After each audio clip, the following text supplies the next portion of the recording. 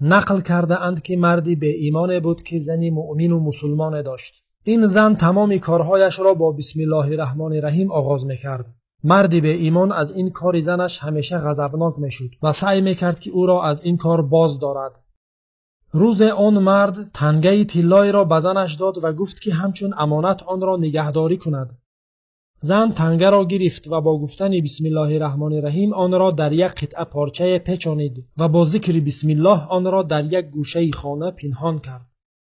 شوهرش به طور مخفیانه آن تنگه را دزدید و به دریا انداخت تا اینکه همسرش را متهم و خجالت زده کند و گفتن بسم الله را برای او به ارزش نشان دهد. مرد به ایمان بعد از این کار به مغازه خود رفت.